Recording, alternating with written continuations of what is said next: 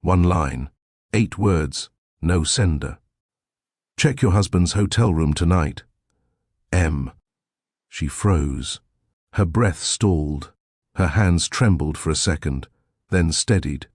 You would steady your hands too if your marriage felt tight, but you kept telling yourself everything was fine.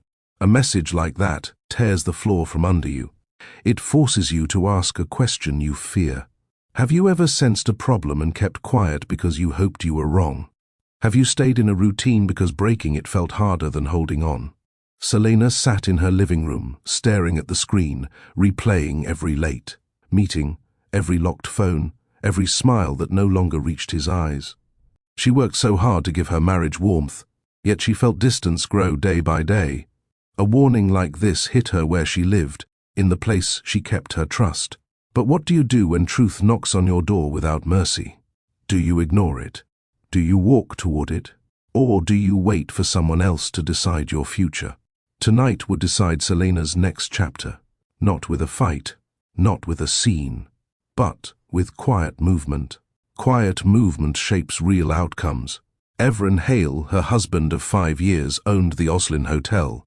She helped design the executive suites, line by line, from lighting to marble trim. She knew those halls like she knew the sound of his voice. Still, she never thought she would return as a stranger. She grabbed her keys.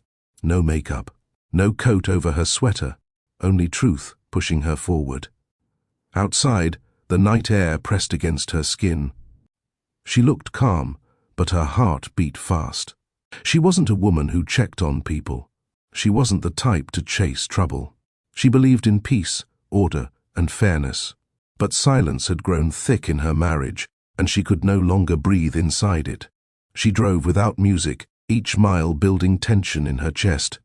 People say the first warning sign is small. They never tell you how clear the last one feels. When she reached the Oslin, she didn't sit and gather courage. She walked in right away. The staff greeted her with smiles. She smiled back, steady and polite. No one knew her world was shifting under her feet. She headed to the elevators. Her passkey still worked. Of course it did. She had designed the system herself. Floor 17. As the doors opened, the quiet hit her first. Thick, heavy, final. She walked toward room 1704. Each step sharpened her focus. Each breath told her a truth she didn't want, but needed. She tapped the key. The lock clicked open. A scent drifted out. Sweet, pricey, not hers. Then she saw them. Red heels beside his shoes. A soft laugh behind the door. A voice she had never heard inside her marriage. She didn't step in. She didn't cry. She didn't touch anything. She closed the door gently, the same way someone closes a chapter they no longer want to read. Selena turned down the hallway with a straight back and a clear mind. Her life had shifted. Her future had spoken, and she would answer it without fear. The ride back home felt longer than usual. Selena kept her hands on the wheel, her eyes steady.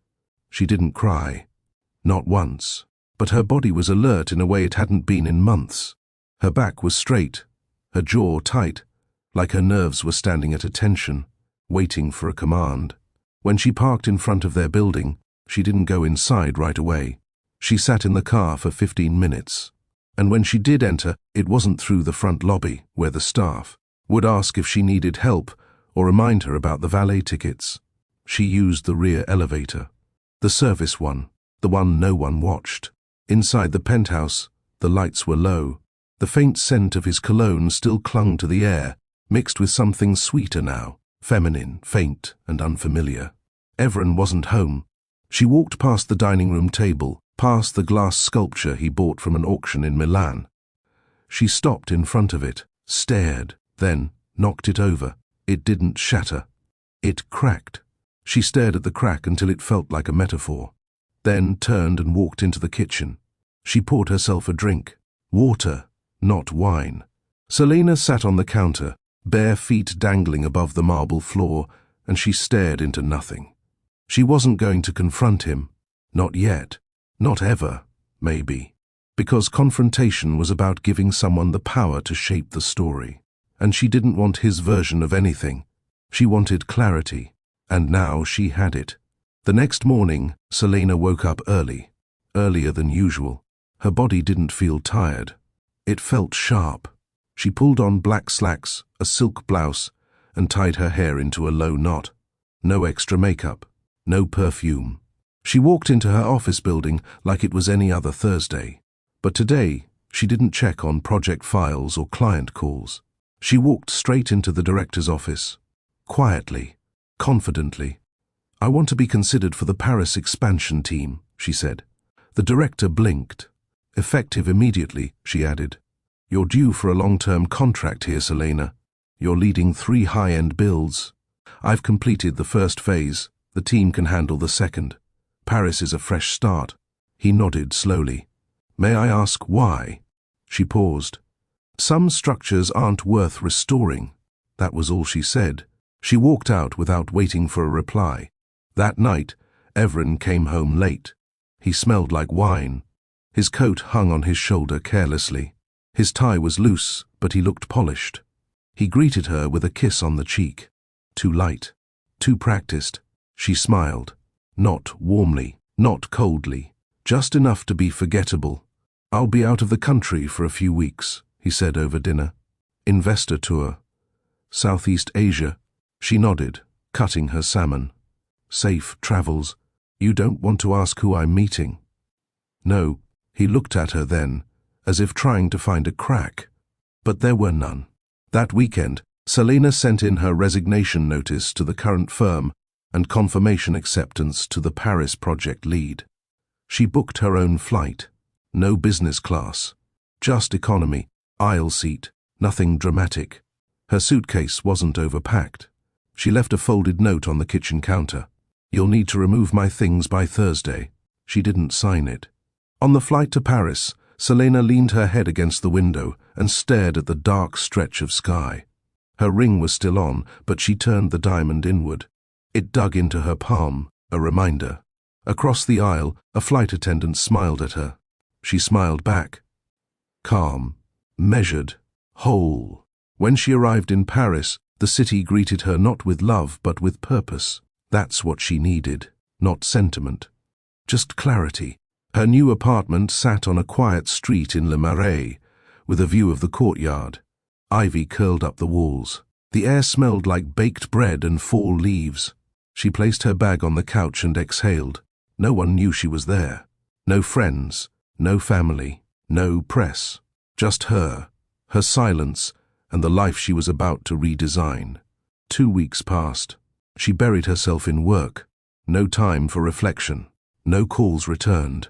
Evren texted once. Then again. She muted the notifications. She never opened the messages.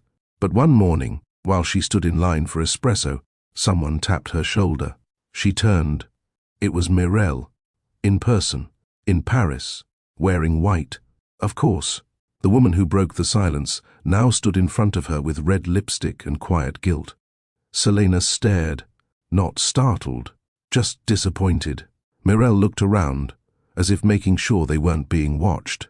Then said, soft but bold, "I thought you deserved to know." Selena didn't flinch. "You said that in your message." Mireille tucked her hair behind her ear. "He said he filed for divorce." Selena blinked once. "And that made you feel generous?" "No, it made me feel free." Selena took her coffee and turned to walk away. Mireille grabbed her arm lightly. "He told me he hadn't loved you for years." Selena paused, then looked at her hand. Mireille dropped it. Selena met her gaze. "Calm. And yet you felt threatened enough to send me a warning." Silence. "You weren't warning me," Selena said. "You were claiming your prize." Mireille's voice cracked. "I'm not with him anymore." "I know," Selena replied. "That's why you're here, chasing ghosts." Then she walked away. That night, Selena didn't cry. She didn't journal, didn't drink, didn't replay the moment. She sat at her desk, tore a piece of paper from her sketch pad, wrote 3 words, not blindsided, prepared, folded it, tucked it in her passport case. The next morning, she returned to work, earlier than usual, as always. But something about her walk changed. Lighter, not healed, but clearer. Like she finally understood something everyone else kept running from. That endings don't need explosions. Sometimes they need a door closing quietly, with no one watching. The studio in Paris had large windows, floor to ceiling, the kind that let in silence even when the city was loud. Selena liked that. It gave her space to think. Her desk faced the eastern light. Every morning she opened the curtains herself. No housekeeper, no assistant, no automation, just her and the morning sun. 2 months passed. She hadn't said Evren's name aloud since the night she left New York. She refused to give it air. In silence, she'd rebuilt her rhythm. Meals alone, walks to the bakery, work site visits, sketches, late-night edits. The firm in Paris gave her control of a boutique hotel restoration in the 6th arrondissement. The kind of project that required detail, the kind she liked. Columns, crown molding, door trims, quiet luxuries, elements that said power without needing to scream. Clients praised her work. Her team followed her lead. The staff in the firm began to see her not as a guest from the New York office, but as something sharper, a force with no chaos. She stayed late often, not because she had no life, but because the stillness felt right. One of those nights, a man walked into the workroom. He wore a dark coat, a navy scarf, light stubble on his jaw, broad-shouldered, but quiet, almost too quiet for a man his size. "Sorry," he said. "Didn't realize anyone was still in here." Selena looked up. "Working late?" He nodded. "Good. Me too." He crossed the room to grab a set of old blueprints. She watched him without saying anything. His presence didn't bother her, but it was rare. Most men filled the room with too much noise. He didn't. Before leaving, he glanced at her screen. "Oslin Hotel Wing?" She blinked. "Yes. I was part of the original build-out years ago, before they restructured." Selena tilted her head. "You're with Vale Developments?" He gave a quiet nod. "Lazarick." She extended her hand. "Selena." He shook it gently. "I've heard of you." "You've seen my worst floor plans, then." "I've seen your restraint." That caught her off guard. "Restraint? Most designers want to impress. You let the space speak." She didn't reply, but she remembered that comment. It stayed with her. Over the next few weeks, Lazarick showed up more often, sometimes in meetings, sometimes on worksite visits, sometimes in the shared cafe in the building. He wasn't trying to charm her. That's what stood out. He didn't ask about her past, didn't fish for personal details, didn't perform niceness. He noticed how she wrapped her fingers around coffee cups when she was stressed, noticed how she double-checked dimensions others trusted too quickly, noticed how she stood in corners, not to hide, but to see more. They spoke often, not long conversations, but real ones. One night, she stayed late again. Heavy rain pounded outside. He walked in with 2 coffees.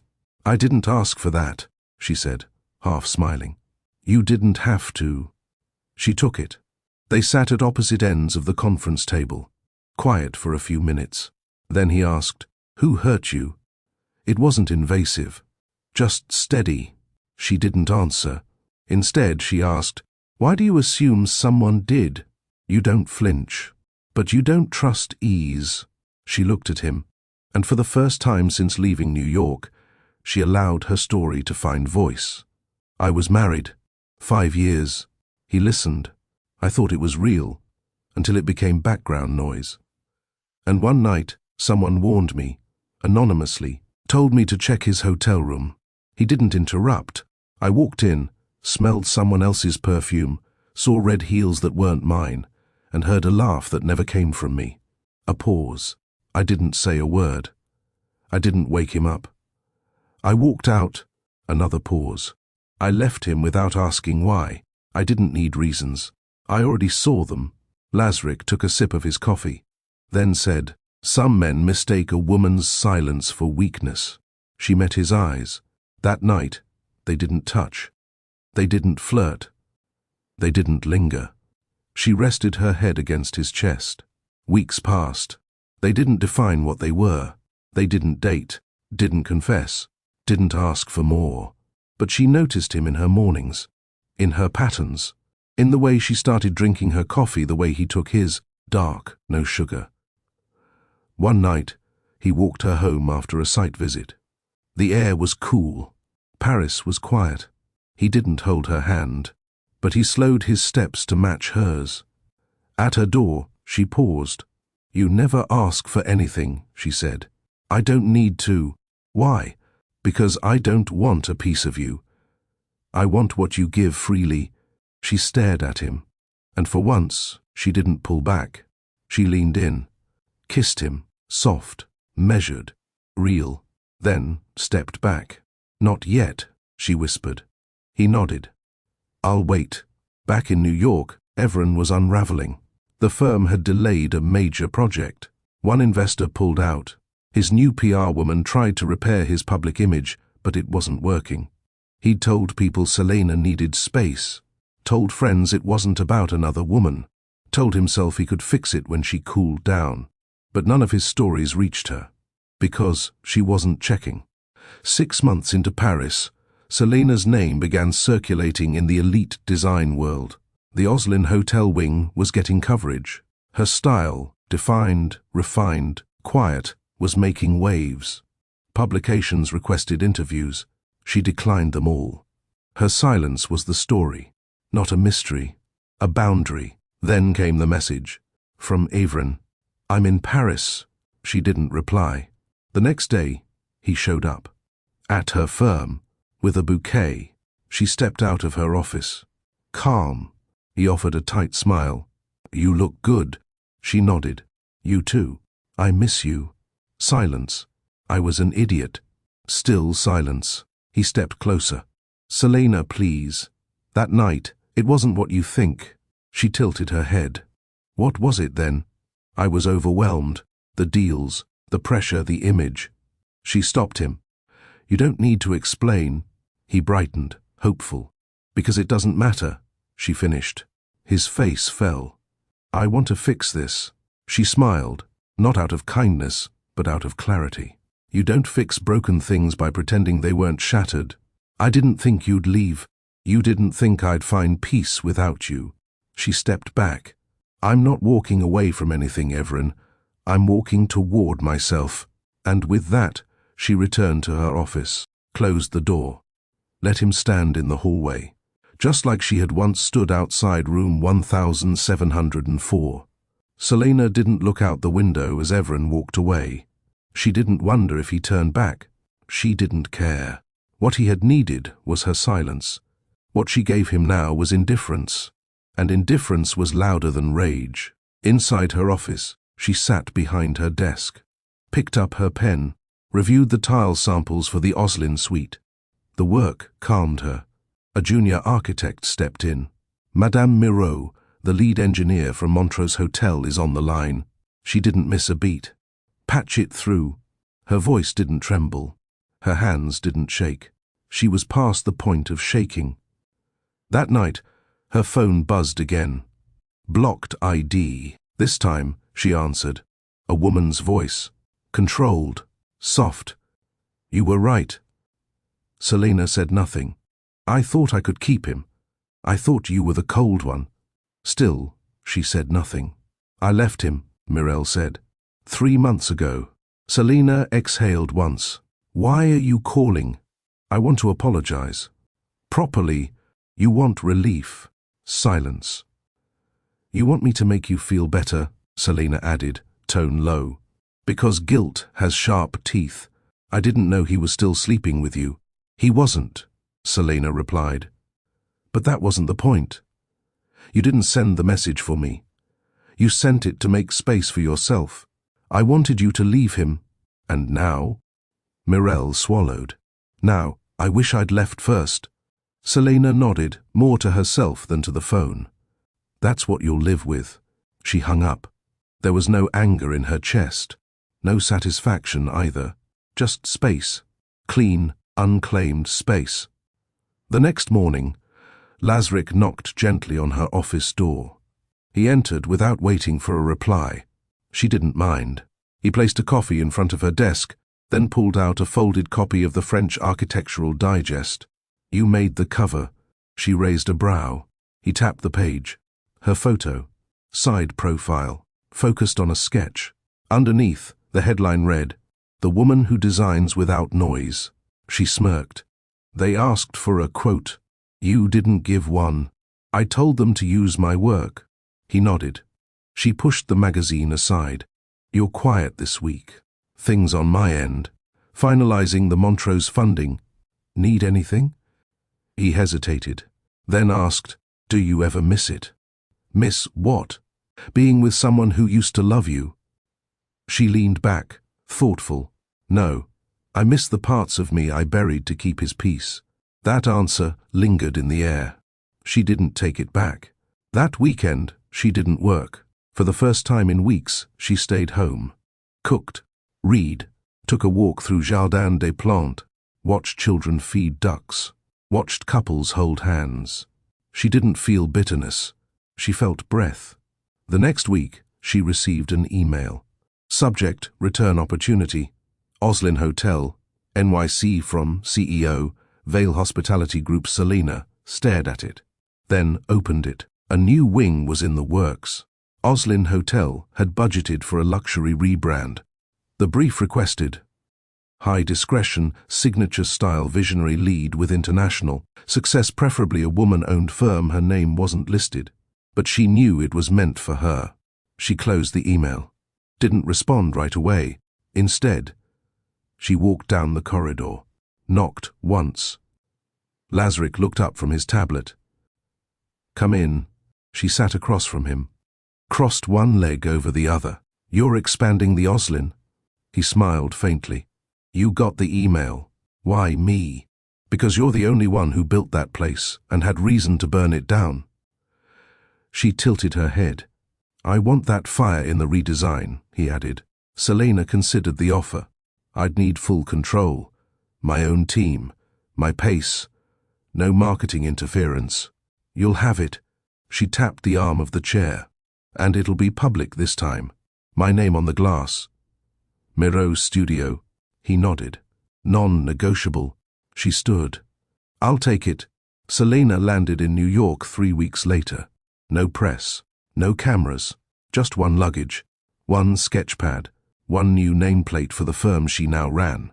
The city looked different, or maybe she did. The Oslin wing was quiet when she arrived. The same carpet she once walked across in pain were now hers to change.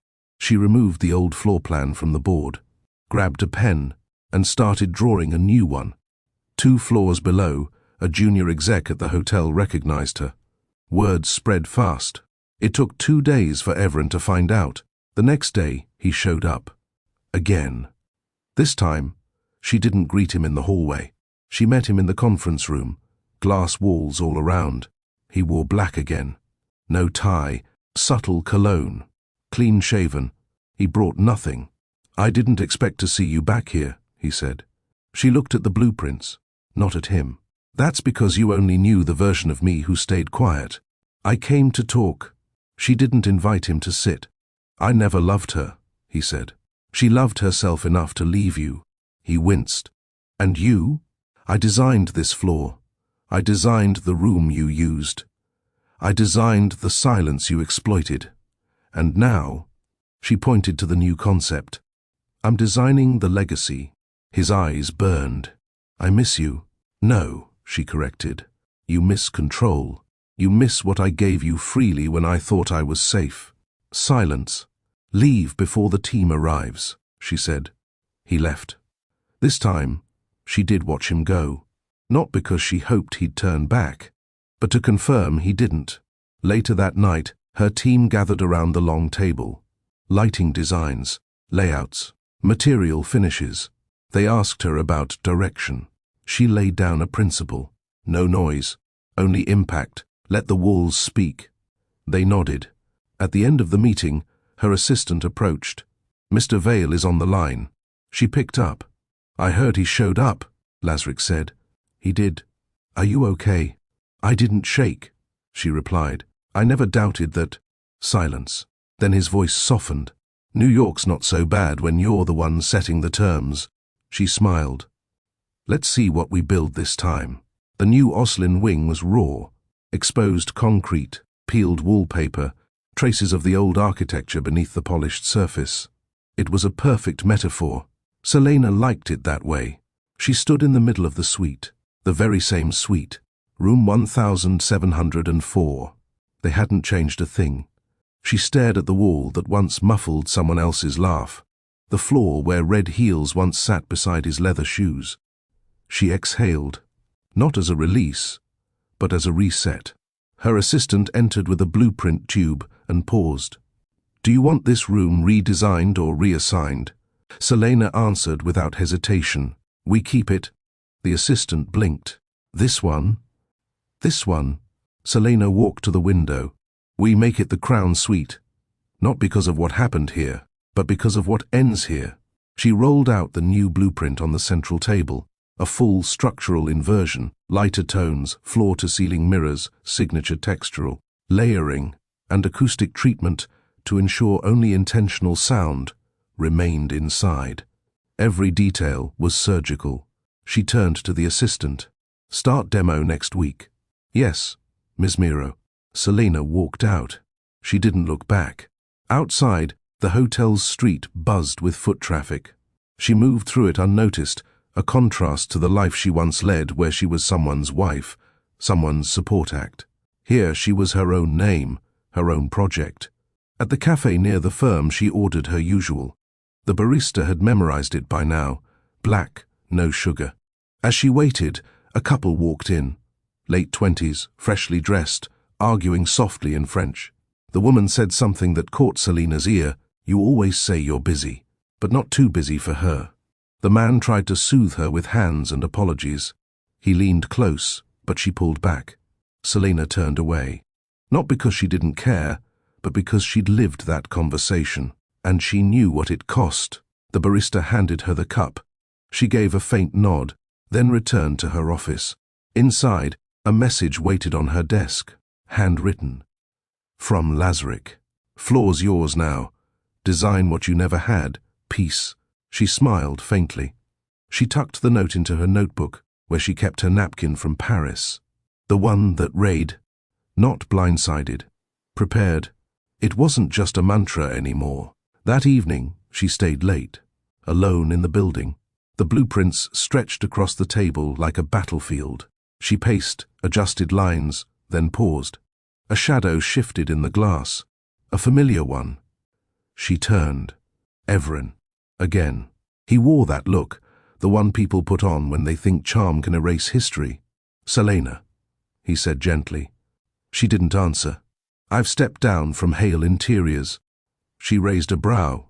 Was that supposed to move me? I came to say, you were always better than me. She stayed silent. I spent years trying to feel bigger, louder, smarter. But you were building everything in silence. She closed her sketch pad.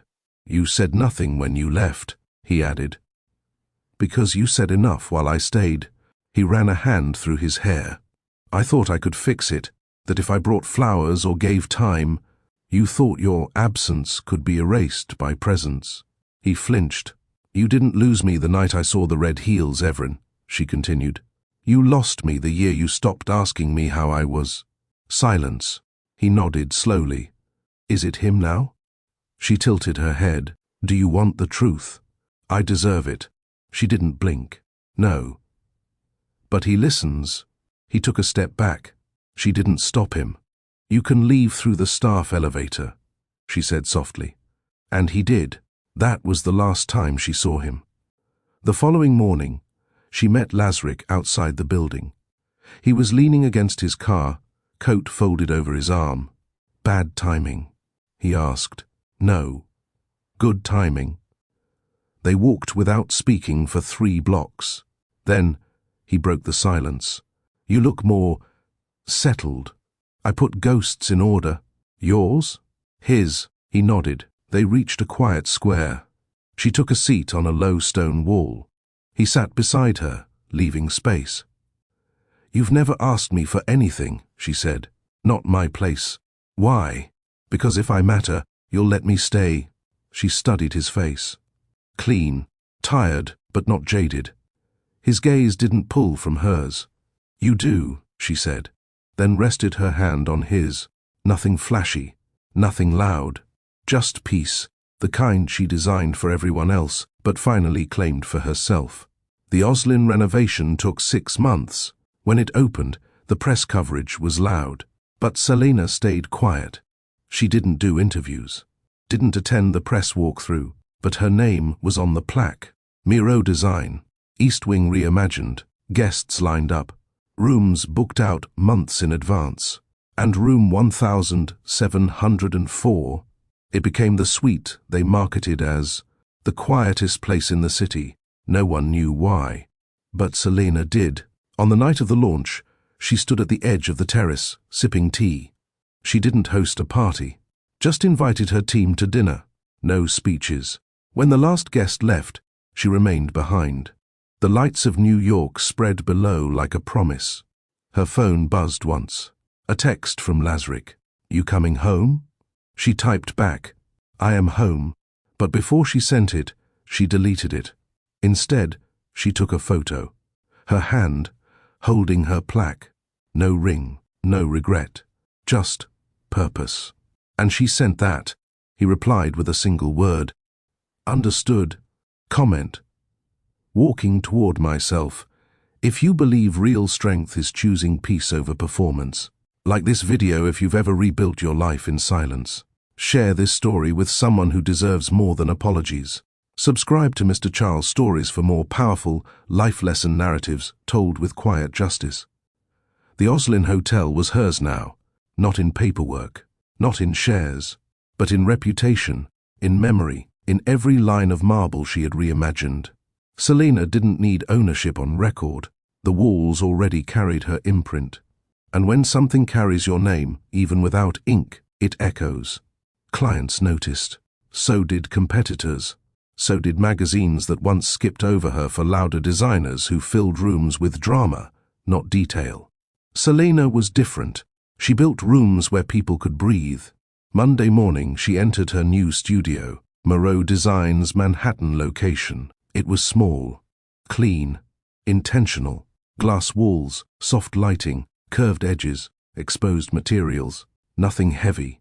Every surface invited thought, not performance. Her team arrived slowly. 3 women, 1 man, all hand-picked, young but focused, smart but humble. They didn't worship her. They respected her, which mattered more. At 9:10 a.m., she called them to the table. No PowerPoint, no speech. She slid forward a folder. This is our next project. Van Ennis Hotel. Midtown, full gut and rebrand. 19 months. They exchanged quick glances. Their board approved us after Oslin's relaunch, she added. Then she met each pair of eyes directly. You weren't hired to be mirrors. I want your mind on the table every time. If I'm wrong, speak. If you see better, push. And if any of you shrink in rooms where our name is on the proposal, you're not ready for this studio. No one shrank. Good. Get to work. They moved. Not rushed, not panicked, but precise. After the meeting, she walked to her private workspace, her corner of peace. Wide drafting tables, stacks of materials, samples from Florence, swatches from Berlin, notes written in neat block letters. On the wall, framed, was her old napkin. Not blindsided, prepared. Below it, a small gold plaque Lazarick had sent anonymously 2 weeks ago. Build what they tried to break. It made her smile. She hadn't heard from him in days, but she didn't worry. He wasn't the kind of man who vanished because she was busy. He gave space when needed, checked in without demand. She picked up her phone, typed, Want to see the Van Ennis model this week? 3 seconds. Reply, Thursday. I'll bring the coffee. Short, no fluff. Perfect. Later that day, she stepped into a meeting with the Van Ennis developers. 3 men, 1 woman, mid-40s, tired suits, measured politeness. Their leader, Conrad Fay, started in fast, we want modern sophistication. but not the kind that screams. Selena folded her hands. You want weightless authority? He nodded. You want people to pay 5 figures a night and feel like they're in their own skin. Exactly. She flipped the binder, laid out the visual, layered textures, dimmable lighting, curved thresholds, thermal quieting. Everything built around discretion and depth. One of the men, grey tie, smug smile, cut in. But where's the statement piece? The thing that makes people post it? Selena didn't flinch. We don't design for cameras. We design for memory. He leaned back, unimpressed. That's a hard sell. She turned the page. A rendering of the top floor. One-way mirrored glass panels. A lounge with no fixed center. The kind of space where silence shaped the mood. This room doesn't need to sell itself. It invites you to stay. That's the difference between trend and legacy. The woman on the team looked at her with a slow smile. Sold. The men glanced at each other. One shrugged. All right. Selena closed the folder. This will take time. I don't build fast. I build permanent. They signed the design MOU the next morning. That night, she visited room 1704 again. This time, not as the designer, not even as the client, just as a woman who had returned on her own terms. She opened the door with her master key. The suite was finished. Light maple floors. Soft lighting. No art, just sculpted niches in the walls that held silence like sculpture. She walked through it slowly, stood in the spot where she once froze. She could still remember the scent, the laugh, the ache that had no words. She stood there now, dressed in black, heels quiet against the floor, and didn't feel anything but stillness. Back in her studio, her team was closing down. Jada, her junior designer, approached her desk. Ms. Miro? Yes. I've been meaning to ask. Why room 1704? Selena looked up, then smiled faintly. Because some spaces don't get erased, they get rewritten. Later, as Selena stepped out of the building, a black car pulled up. The window rolled down. Lazarick, still working this late? He asked. She opened the door without hesitation and got in. Van Ennis signed today, she said. He smiled. I saw the transfer come through. Quiet power wins again. She glanced at him. You always know more than you say. That's what makes me useful. They drove in silence. No music. No questions. Only mutual breath. At a red light, he finally said, You know, the world thinks the only way to win is to be louder. She looked out the window. That's because most people fear stillness. He nodded once. Then, after a long beat, he added, But you, Selena, you made silence an instrument. Selena stood by the gallery window the next morning, watching the city wake. Her schedule was full. Her inbox, packed. Her team, aligned. But her mind? Still, no thoughts chasing approval. No voices telling her to adjust. She had nothing to defend anymore. That's what real peace felt like.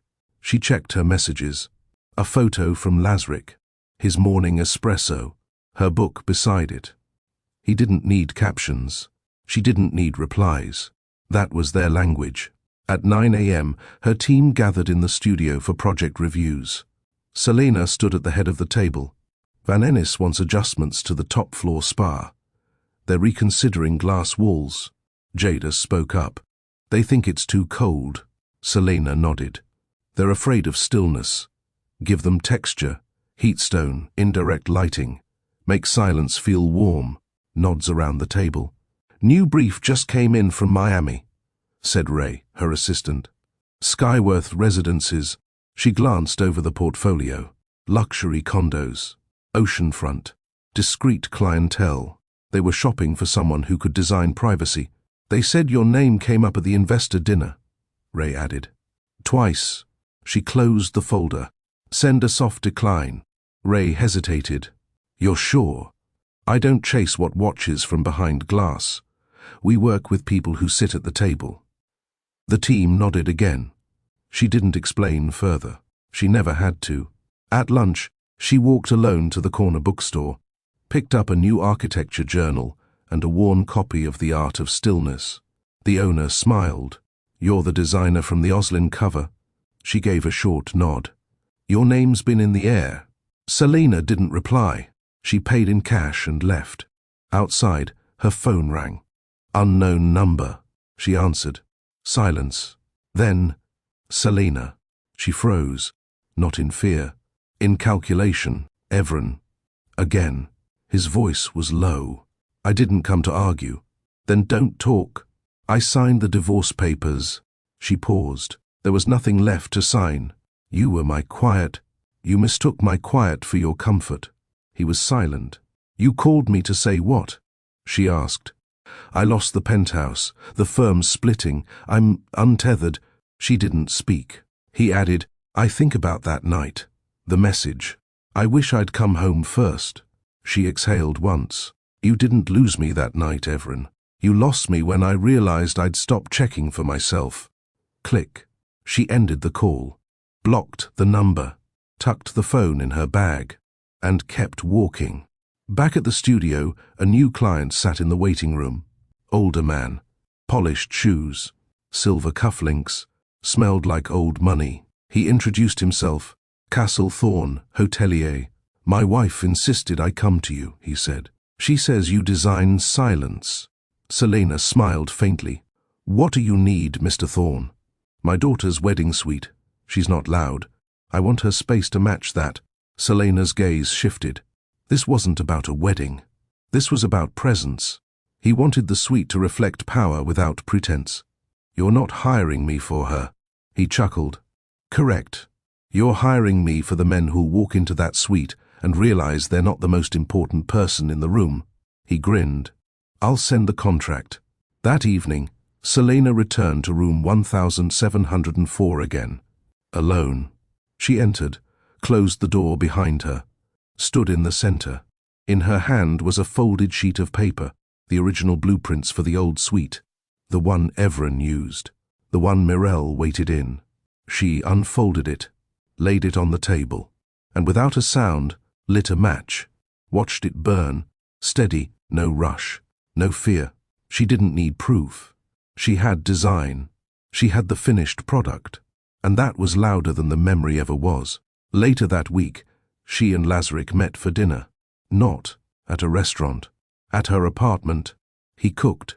She poured the wine. He stood by the counter, rolling his sleeves, comfortable in her space. "You've been in the press a lot," he said. "I don't read it." "You should." "Why?" "They're calling you the quiet architect." She sipped her wine.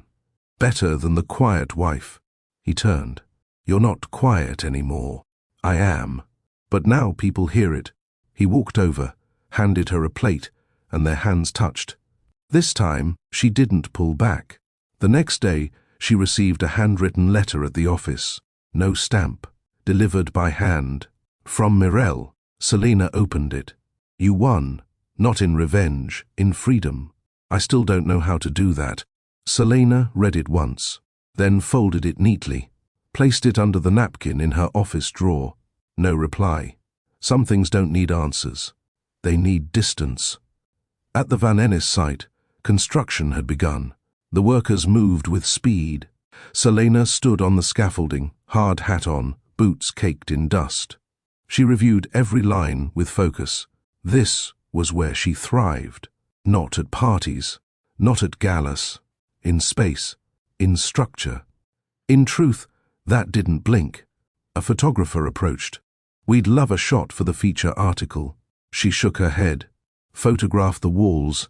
No portrait. Let the room speak." That was her statement. That night, Lazarick sent her one line. "Stillness is a form of arrival." She replied, "So is clarity." 3 months after the Oslin relaunch, bookings hit record highs. Room 1704 had a wait list. People didn't know why. They just said it felt different, more private, more intentional, more human. That was the effect of design done right. Selena stood in her midtown studio, sipping ginger tea, her heels off. She walked barefoot during review days. It kept her grounded. Every step was measured. Nothing about her work came from above. It started from the floor up. Ray knocked gently. "Request came in from Paris," he said. She glanced over. "Which firm?" "Chaland Hove. They want you for the Maison Volange." She tilted her head. That was a legacy brand. Old money. Power. Global eyes. She paused. "Send them a thank you note." "Decline." Ray blinked. "Selena, I'm not returning as a token." Ray nodded and left. Later, she visited the Van Ennis site. Concrete dust in the air. Blueprints rolled up under her arm. Her team waited inside the raw steel frame of the lobby. She walked the floor slowly, then stopped. "This space feels too calculated," she said. One of the juniors frowned. "It follows the model." She nodded. "And that's the problem. We're not modeling silence. We're creating it." She walked toward the far wall. "Tear down this partition. Angle the entrance. Bring the breath in." They nodded, taking notes. Selena didn't raise her voice. She didn't use design jargon to prove her skill.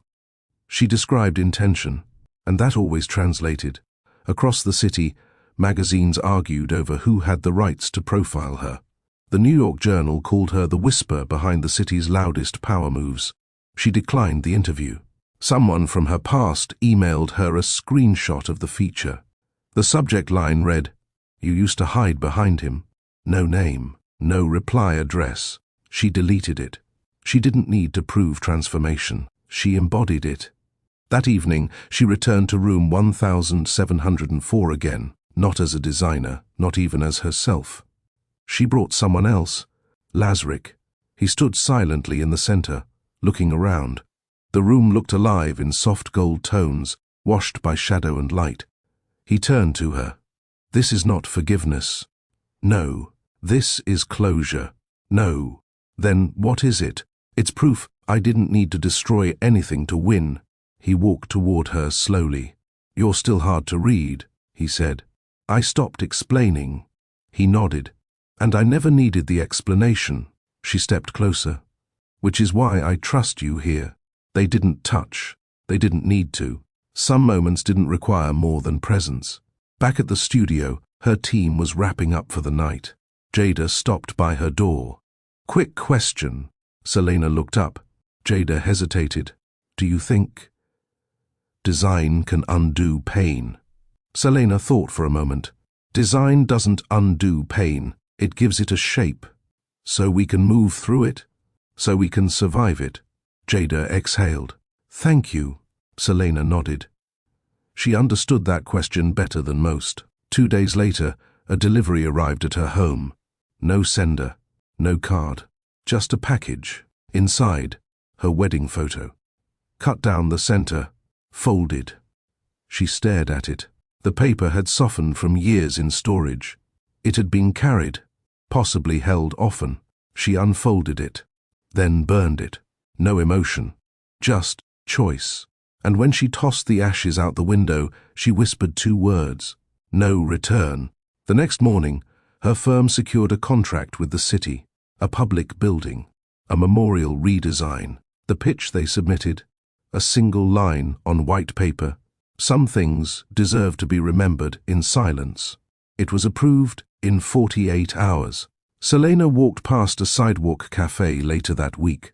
A woman called out, "You're the one who fixed that hotel, right?" Selena paused. "I designed the new wing. I stayed there. I don't know what you did, but it's the only room I've slept in without checking my phone." Selena smiled. "Then it worked." The woman waved as she walked off. Selena didn't linger in the attention, but she carried the comment with her, not as praise, as proof. At a gallery opening that weekend, she and Lazarick arrived together. No announcement, no red carpet. Just 2 people entering quietly, dressed simply. Inside, one of the artists leaned over to her. "You're the architect, the one who doesn't speak much." The artist smiled. "My pieces are loud. Yours are not. And yet," she said calmly, "mine stay longer." The artist didn't argue. At the end of the night, Lazarick drove her home. They sat in silence in the car. Neither of them rushed the goodbye. Before stepping out, Selina looked over. "You ever wonder why it was room 1704? She asked. He raised a brow. "Tell me." "Because 17 is strength, and 4 is foundation." He stared at her for a long moment, then said, "You don't just build spaces, Selina. You build standards." She smiled, and finally said what had lived in her mind for months. "Maybe I never needed revenge. Just a name I didn't have to share." The Van Ennis lobby was taking form. Polished concrete, hidden lighting, walls that didn't demand attention but earned it. Every inch held breath. No clutter, no ego. Selina stood back as the new glass panels were installed. A junior contractor whispered to another, "She never yells, but everything moves when she speaks." She heard it. Didn't respond. Didn't need to. Across town, an editor at Metro Interiors sat in her office, staring at a mock-up. Selina's name, her work, her projects, but no quotes, no personal life, no access. The editor frowned.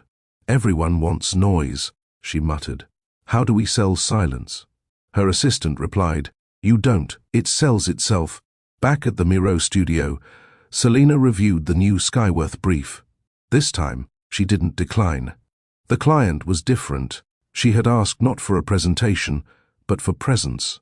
When they met, it was at a construction site. No boardroom, no suits, just boots, drawings, hard truths. The woman, Elara Munez, was a venture investor. Sharp, direct. "Your work doesn't play to trends," Elara said. "That's why I want you." Selina nodded. "I don't build for moments. I build for memory." Elara's eyes lit up. "Good. Because this isn't for a launch. It's for legacy." They shook hands without ceremony. That handshake changed everything. Later that evening, Selina sat at her home desk, drafting an outline for Skyworth. Her phone buzzed. "Lazarick, you ever going to let me take you somewhere that requires reservations?" She smiled, typing back. "Only if it ends in a walk, not press." Reply, "Then it's perfect." Friday, 6 p.m. Friday came. They walked the High Line, wind low, air clean. She wore slate grey. He wore navy. No cameras followed them. No one knew who they were. And that's exactly how they liked it. At one point, he paused beside an installation. Abstract metal curves. Clean. Endless. He gestured toward it. "This piece reminds me of you." She looked. It doesn't rush, doesn't bend too far, doesn't need symmetry to be complete. She stared at him, then said, "You've never asked if I'm over him." "I'd never ask a question I already know the answer to." She nodded once, and he took her hand, for the first time in public, and she didn't pull away. At the studio the next week, her team pitched a new client, high profile, tech wealth. They wanted loud colors, viral rooms, photo moment furniture. Selina let her team present. She watched, listened. When the client asked her for her take, she said only, "I don't design for attention. I design for staying power." The client laughed lightly. "We want people to post about it, and forget it 2 weeks later." He hesitated. She folded the brief. "I'll pass." Outside, her team looked nervous. She turned to them. "Don't fear saying no. Fear building something that doesn't outlive the season." They nodded, lesson absorbed. Later that week, she and Lazarick visited a bookstore. He picked up a biography. She grabbed a design text. As they browsed, a young woman hesitated beside them. "Are you Selena Miro?" Selena turned. "Yes." The woman looked unsure. "You, designed room 1704. Selena waited. "My sister stayed there after her divorce. Said she slept through the night for the first time in months." Selena's throat tightened. She gave a soft nod. "Thank you," the woman added. She didn't know why, but she said it felt like it was built by someone who understands. Selena's voice was steady. "It was." The woman smiled. She didn't get closure, but she got peace, and then walked away. At dinner that night, Selena told Lazarick what happened. He didn't say much, just reached across the table and squeezed her hand once. The next day, her firm's inbox lit up. An invitation. Global Design Forum. Keynote panel. New York. They wanted her on stage. Selena stared at the screen, then closed the email. Her assistant hovered. "You're not going?" "I already speak through the work." Ray, standing nearby, said, "You know people don't forget the person who says less." Selena looked at him. Exactly. That night, she walked into her bathroom, looked in the mirror, removed the necklace Evren once bought her. A simple silver chain. She placed it in a drawer. Then took out a pendant she'd bought herself in Paris, a quiet obsidian stone. She fastened it, and smiled. For the first time, the woman looking back felt aligned. By the weekend, room 1704 had a wait list extending 3 months. Reviews online said things like, "I didn't cry, and I thought I would. I remembered how I liked my silence. Whoever designed this, thank you." None of them knew her name, but she wasn't building for applause. She was building for echoes. On Sunday morning, Selena sat at her window with tea. Sunlight stretched across the floor. Her phone buzzed. A text from an old friend. "I saw him. He looks hollow." She typed back, "He's not mine to worry about," and put the phone away. Peace didn't mean forgetting. It meant not carrying what wasn't yours. Selena arrived at the Skyworth site in flats, hair tied back, no entourage. The lead contractor looked up from his clipboard. "We didn't expect the principal herself." She smiled lightly. "You're pouring concrete today. I don't approve work from emails." She walked the edge of the site, eyes scanning the steel outlines, studying pressure points, cross-vent gaps, spacing. When the foreman asked if she needed help crossing a slab, she shook her head and stepped over it herself. Back at the studio, a reporter waited in the lobby. Ray approached her desk. "He says he's here for a story on America's new queen of subtle power." Selena didn't look up. "Tell him the queen's in a meeting." "You want to reschedule?" "No." "Tell him there is no story." Ray paused, then said, "That'll only make them write louder." "Good," she said. "Noise makes people miss the truth." Later that evening, Lazarick called. "Skyworth's people say you walk around like you already own the place." "I design like I've already lived in it," she replied. He laughed. "You know, you're starting to sound more dangerous than I am." She stirred her tea. "Dangerous is unpredictable. I'm inevitable." There was a pause on his end. "I like that," he said. She knew he did. That weekend, the Oslin Hotel sent her a proposal. They wanted to rename the East Wing. The suggestion, the Miro Wing. Selena stared at the name in the proposal letter. She hadn't asked for it. She never hinted. But the work had spoken. She folded the letter, placed it inside a leather-bound notebook, and wrote 2 words at the top of the next page. Permanent architecture. No reaction. Just decision. On Sunday, she visited the memorial site her firm had been awarded. Still raw. Still full of grief. Names on paper, not yet stone. Her assistant asked if she wanted to hold off the visit. "No," she replied. "The place where people hurt is the place I need to stand." She walked the edges. No press, no sketches, only her. She closed her eyes, listened, and when she opened them again, she whispered, "This will be my quietest design yet." By Monday morning, the Miro Wing announcement had leaked. Online blogs speculated. Interior magazines scrambled for details. News outlets pulled old photos of her beside Ivren, trying to stir something from a past that no longer fit.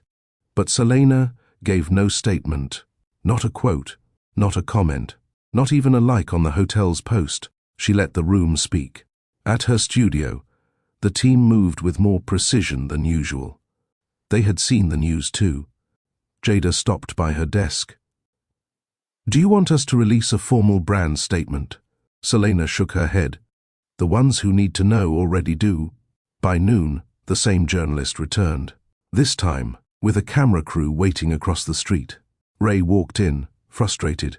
"They're not leaving. They're calling it your silent rise.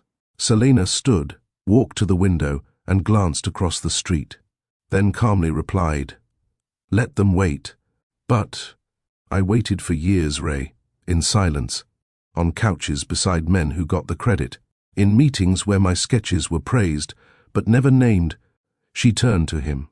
They don't get a story because I'm finally being heard. They get to listen. From the outside, Ray said nothing else. That afternoon she received a package. No card. Inside, the original hotel floor plan, her first draft of the East Wing, smudged with years, annotated by Everin in faded pencil. Folded beneath it, a handwritten note. "I should have let you lead from the start. E." She placed the plan into her filing cabinet without emotion. The note, she tore it, and fed it to the shredder. There was no bitterness in her chest, only certainty. That evening, she and Lazarick walked the nearly finished Van Ennis site together.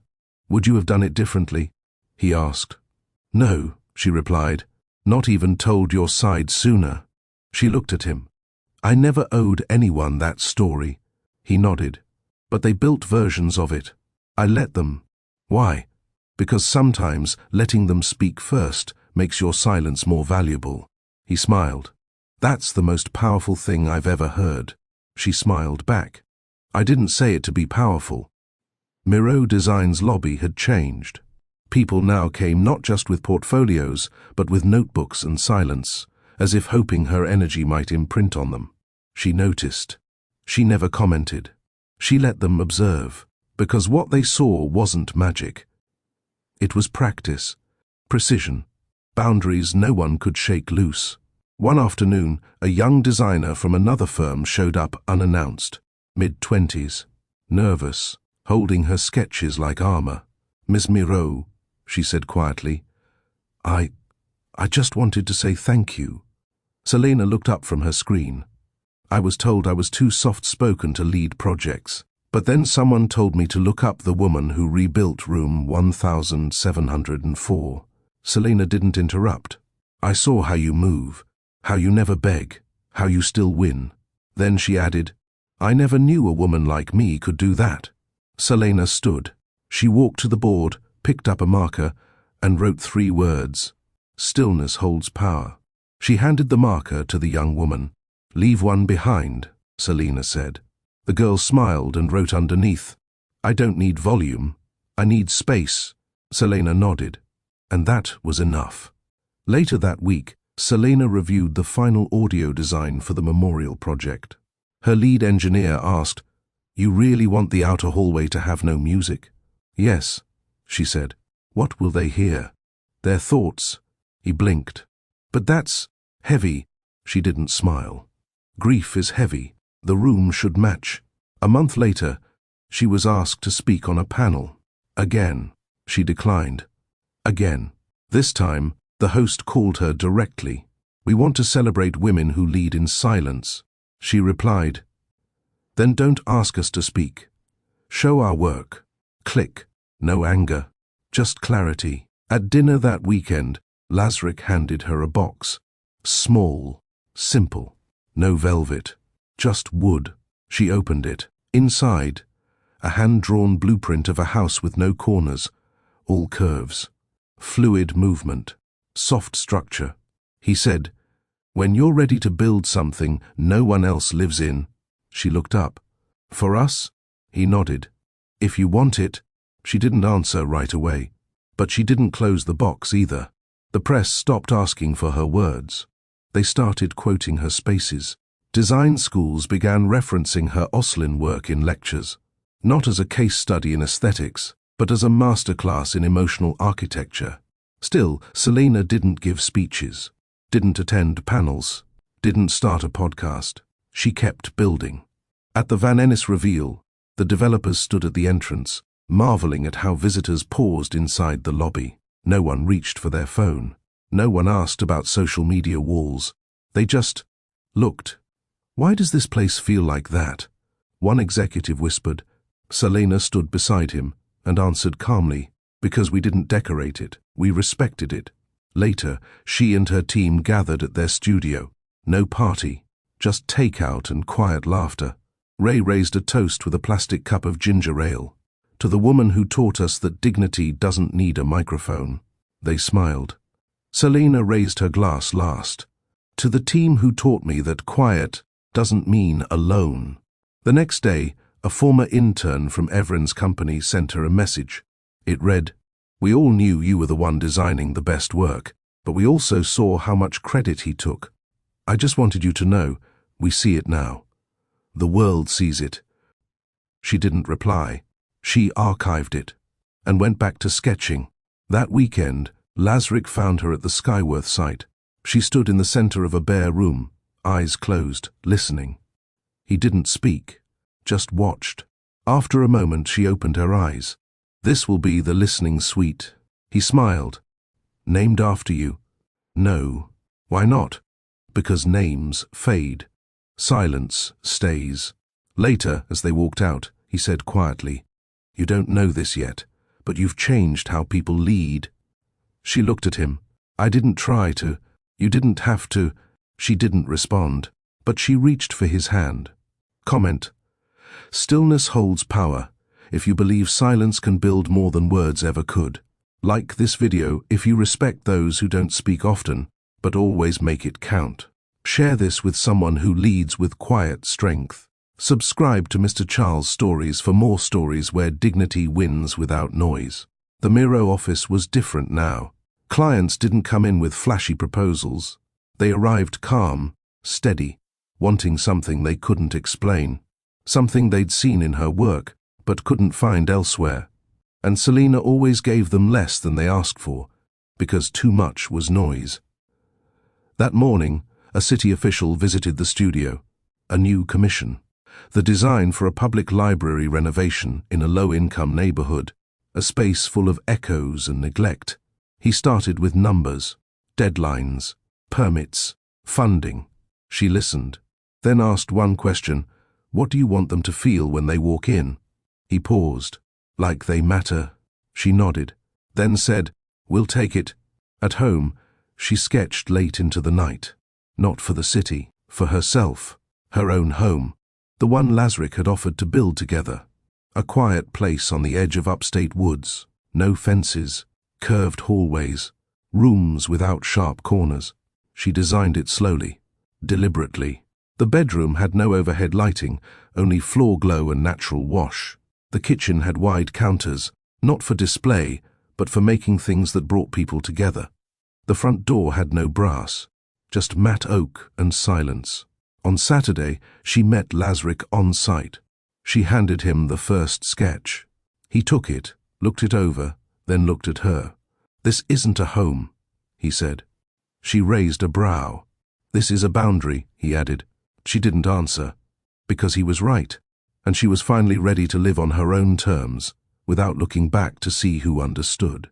Later, over tea, he asked, "If you had to name the moment everything changed, what would it be?" She stirred her spoon once. "Not when I got the message." He waited, but when I chose not to answer it. The library project moved fast. Selena walked the site weekly. No clipboard, no rehearsed smiles, just eyes that noticed everything. The walls were thin, the funding tighter, but she refused to let that limit what the space could become. She redesigned the reading area with curved ceiling panels to mute sound, installed floor-level lighting to help children feel seen without being overwhelmed, painted the walls a soft dusk blue, a color proven to calm anxious minds. She called it the Dignity Zone. News got out. The press tried again. "She's designing hope now," one headline read. "The woman who doesn't speak much, but builds spaces you never forget." Still, she declined all interviews. She wasn't marketing herself. She was teaching through blueprint. At the studio, Ray looked up from his screen. "You're trending again." "I don't follow trends. They're quoting you without quotes now." Selena walked over. Ray read the line aloud. "Her work tells you to sit down and listen, without ever raising its voice." Selena paused. "That one," she said. "Let them keep that one." That evening, Lazarick stopped by. He dropped off her favorite pastries from the old corner shop in Paris. She raised a brow. "You went all the way back for these?" I was in town for a night. Could have sent someone. He smiled. Then it wouldn't have meant anything. Later, they sat by the window. Rain tapping glass. No music. He said, "There's a shift in the air around you." She looked at him. He added, "It's not just that people admire you. They're adjusting themselves because of how you move." She didn't respond with praise or deflection. She just asked, "And does that make you uncomfortable?" "No," he said. "It makes me proud." The next morning, she received a letter, handwritten, from a stranger. "Your work gave me silence when I was screaming on the inside. Thank you." Selena read it twice, then tucked it into her drawer beside the napkin, and began drawing the next room. The city library opened with no ribbon, no cameras, no stage, just unlocked doors, and people walked in quietly, unsure at first. Then they paused, breathed, looked around, and for the first time in years, some of them sat without feeling watched. A child read a book on the floor and didn't flinch when someone walked by. A teenager leaned into the silence like it belonged to her. An old man stood near the window and whispered, "Feels like a church." Selena watched from the back of the room, arms crossed, heart steady. She didn't need thanks. She needed impact. Back at her studio, a school reached out. They asked for a workshop, not on design, the email said, on restraint. She replied with one line, "I'll teach them to build without needing to be seen." Later that week, during a review meeting, one of her interns asked, "Why do you leave so much space between pieces?" Selena answered, "Because if everything competes for attention, nothing gets remembered." That evening, she met Lazarick for a walk. They passed by a billboard promoting a luxury firm using loud color, bold type, heavy branding. He looked at her. "Ever wonder if you could have done that route? Louder, faster, flashier." She shook her head. Flash fades, legacy lingers. That night, she received a call from the Oslin CEO. The East Wing's numbers had doubled revenue projections. He said, "You didn't just redesign a space, you reset our brand." She replied, "That wasn't my goal." "I know," he said. "That's what made it work." She walked to her desk, opened a drawer, and took out the original hotel floor plan, the one she once burned. This copy wasn't for revenge, it was for reference, because now her designs didn't erase history, they built on top of it. Carefully, quietly, permanently. Monday morning, Selena entered her studio to find a package on her desk. Inside, a printed book, title, The Architecture of Dignity, on the dedication page, for Selena Miro, who proved silence is structure. It was from a former intern she barely remembered, now a published author, now quoting her in universities. She closed the book slowly, didn't say anything, just placed it on the shelf beside her own sketches. Later that day, her assistant pulled her aside. "There's a feature in the formalist." I told them no. They didn't ask this time. They wrote it anyway. Selena took the printed copy. Headline, "Miro isn't loud, but try speaking over her." She read the first paragraph, then folded the magazine and placed it in a drawer. "That's the last one," she said. Ray frowned. "You're not proud?" "I am. But the work is the legacy, not the article." That evening, she walked into the new Miro home build, her personal project with Lazarick. The structure was nearly done. Inside, the walls were soft white, curved with natural light play. No square edges, no spotlight furniture, no framed statements, just air, space, warmth. Lazarick was already there, standing by the unfinished window frame. He didn't turn when she entered. He said, "I had a bad habit of controlling too much in the past. Rooms, deals, people." She walked over. "So did I." He looked at her. "And now?" he asked. "Now I design peace." They stood silently. Then he asked, "What would you call this house?" She thought for a moment, then replied, "Mine." And for the first time, the word didn't sound defensive. It sounded whole. The next morning, her team surprised her with something small. A bronze plaque on the studio's back wall. No photos, no announcement, just 3 words engraved. Designed, not declared. She read it once, then nodded. They understood her, and that was all she ever needed. The Oslin Hotel formally unveiled its rebranded East Wing. A new plaque greeted guests at the entrance, the Miro Wing, designed with intent. No lights, no speeches, no ribbon. But the line outside wrapped the block. People didn't just book rooms, they booked perspective. Inside, Selena stood near the concierge desk, watching. She hadn't visited since the announcement. She walked the floors slowly, touching walls, trailing fingertips over finishes she chose during sleepless nights. Every inch was hers, but she didn't need to own it. She only needed to know it wouldn't be erased again. A young couple entered the lobby, glancing around nervously. The man whispered, "This place makes me feel like I should talk less." His partner smiled. "Good, maybe we'll finally hear each other." Selena heard it. She didn't say a word. She just stepped into the elevator and pressed 17. Room 1704 was booked. But management let her walk through before check-in. Inside, everything held. The quiet, the calm. She noticed a small note placed on the entry table for new guests, printed on soft cardstock. Designed by Selena Miro. "This room is for breathing." She blinked once, exhaled slowly, and walked back out without taking anything with her. Later that week, she hosted a private dinner for her team. No press, just a long table, homemade food, quiet background music. She stood to speak, not because she liked speeches, but because they deserved her voice. "I used to believe I had to fight for every inch," she said. "I don't believe that anymore." She looked around the table. "Now I build. And anything that tries to shrink me has to go around what I've already made permanent." After dinner, Jada handed her a small box.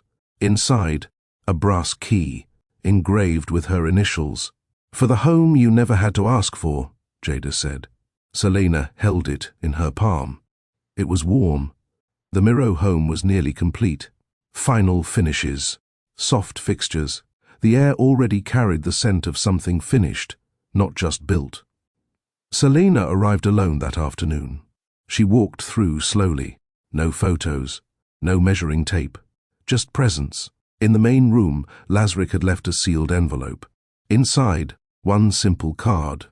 "This isn't your next chapter. It's your permanent address." She smiled, folded the card, tucked it inside a drawer she hadn't used yet. That evening, she returned to the Oslin. This time, not for design review, but for dinner.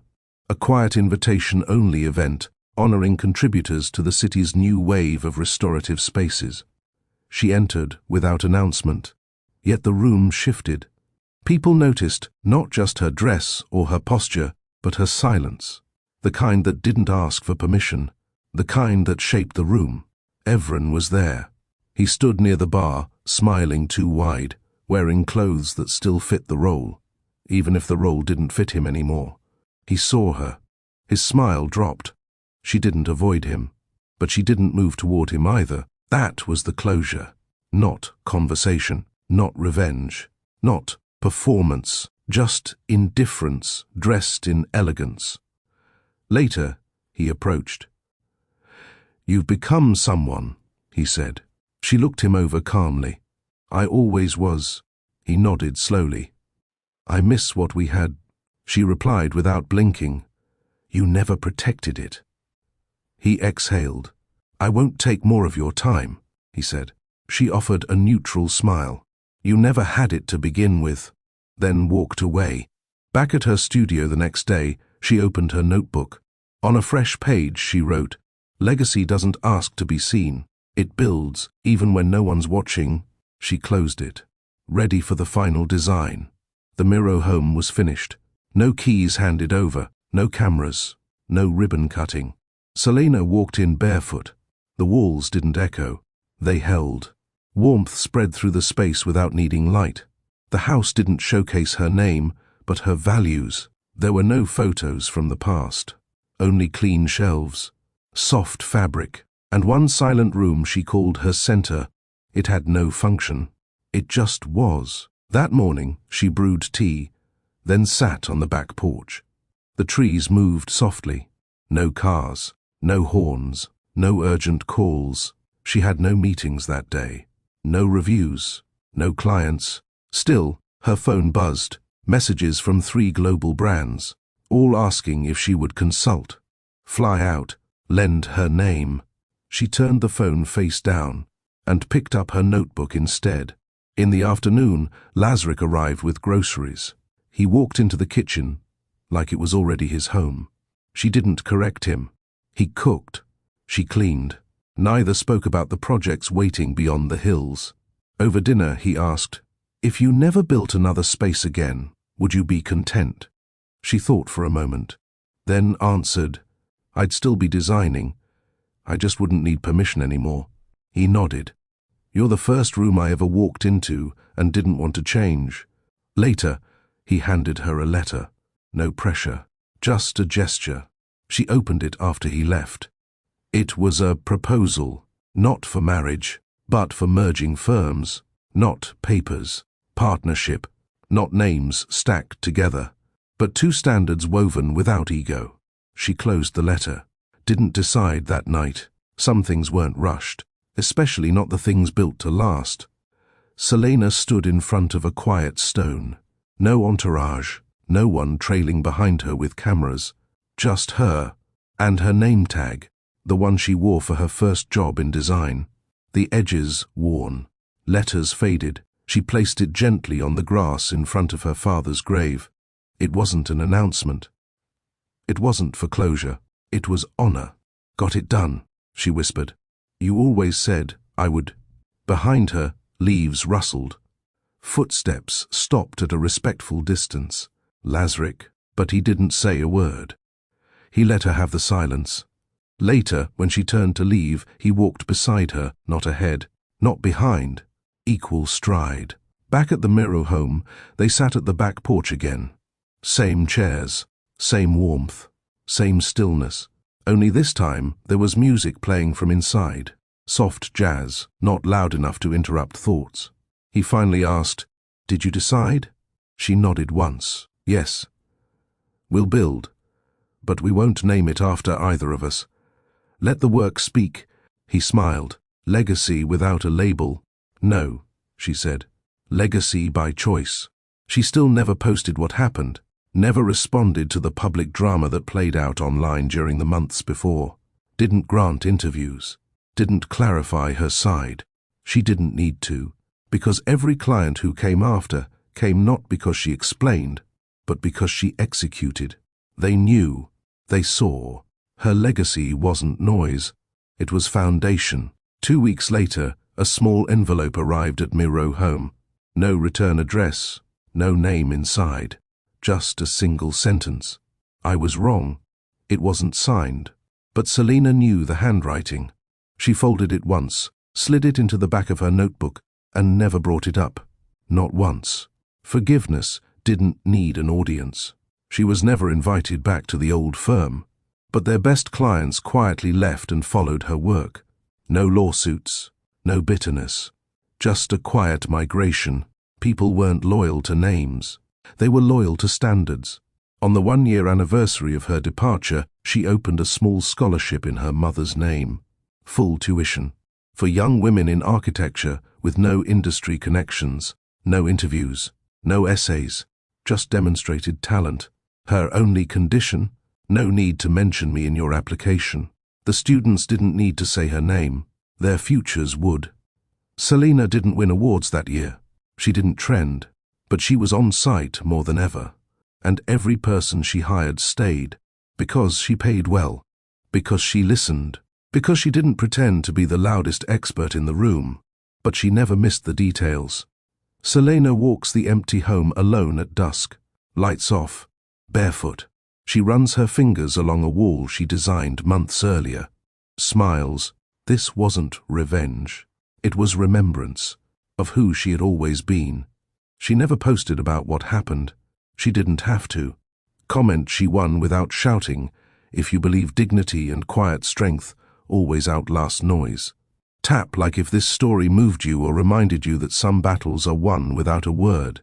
Share this with someone who needs to know they don't have to explain themselves to be powerful. Subscribe to Mr. Charles Stories for more powerful, emotionally charged stories where justice whispers, but echoes forever. Your silence is your answer. Your legacy is the proof. Keep building. Quietly, boldly, always.